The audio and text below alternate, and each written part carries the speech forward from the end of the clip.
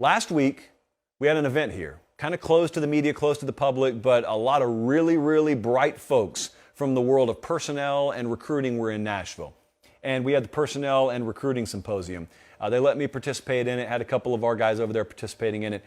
There were a lot of problems that were presented. Had just a ballroom here at the Omni in Nashville, had a ballroom full of folks, but we had problems presented, and then here was the refreshing part, and solutions that were presented. Everyone's good at pointing out the problems. A blind man can see a lot of the problems in our sport right now. How many solutions? How many solutions that can be implemented? How many functional solutions do you have? Far fewer.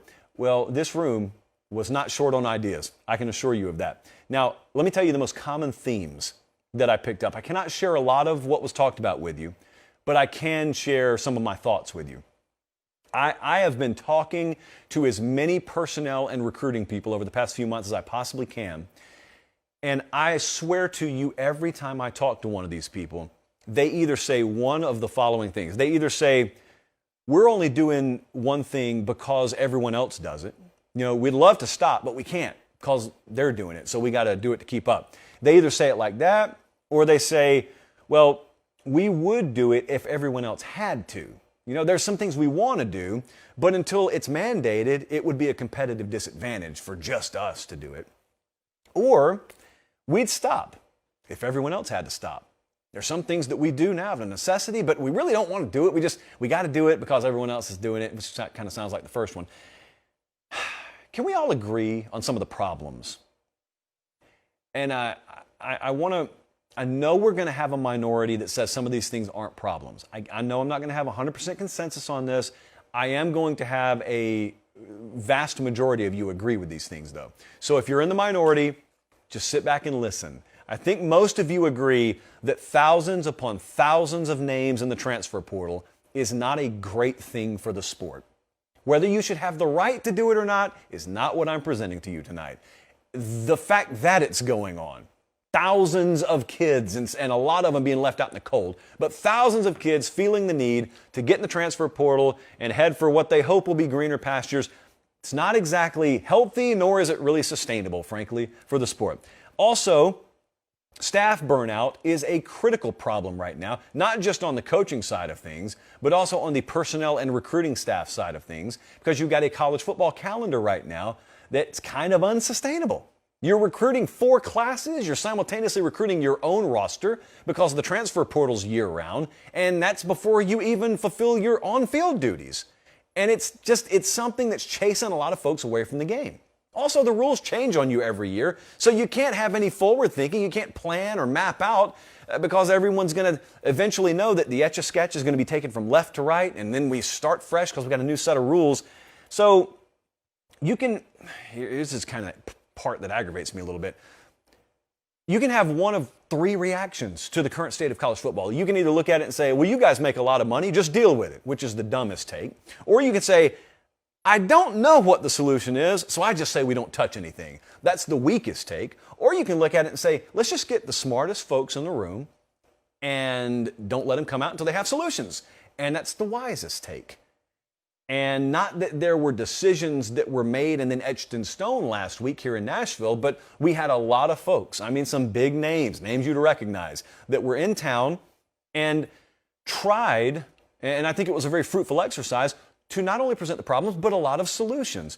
And I'll tell you, I was up there moderating a panel with some of them, and I think especially the last day, there was some really good and in some cases fiery back and forth conversation about what the best path forward for the sport is. But I'll tell you, I agreed with a lot of it, and I'm going to present some of it to you here.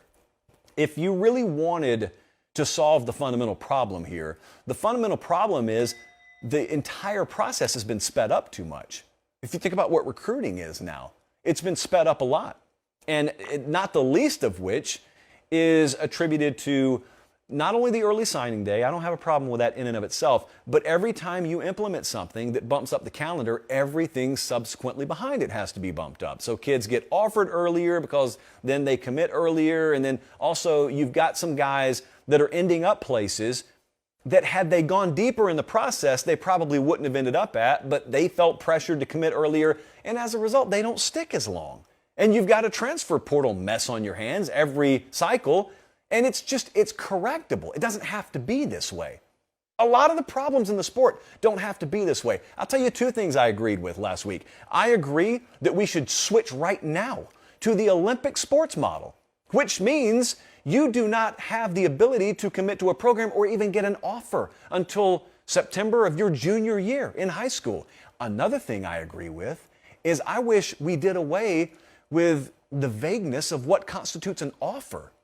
You have a national database that's public, and if you've got an offer, it's in that database. There's no more of this committable or uncommittable offer nonsense. If you got an offer, it's in a database, and you can take it today. And if you take it today, you're locked in. They can't rescind it. They can't change that offer once they've evaluated you further. I'll tell you what that would do. It would do a number of things.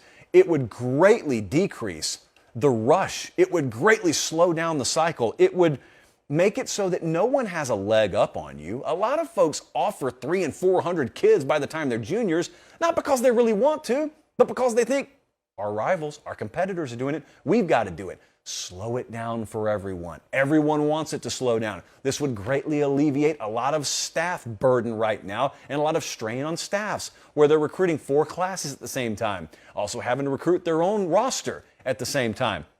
It would guard against a lot of the forms of entitlement that you see creep in at the high school level when kids have already committed and do not have any incentive, in some cases, to play their senior years or at least play them and participate in them the way they normally would.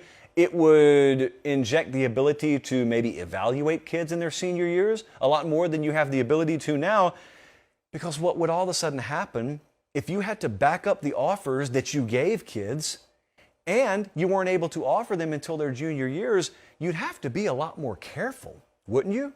You'd have to be a lot more careful and sure of the offers that you gave out, which means you wouldn't give out as many of them up front, and it would mean that you got a lot more time to evaluate, kids got deeper into the cycle, staffs didn't get burned out, and you had kids making overall better decisions because they will be more informed decisions. You will have staffs more sure of the offers that they're making. And why do I get the feeling that if I combined all of those realities, we would see a mass decrease in the amount of transfer portal churn that we had every year? These are common sense practices that could be put in place. There is nothing short of common sense standing between this sport and adopting that model. One of the pushbacks that I heard from our own Cooper Pategna actually on implementing the Olympic model is, well, I don't think 2 years is enough time to put on a kid's plate to get out there and visit campuses and make their decisions. Well, I think one of the exceptions that was made here is you can go to camps before that.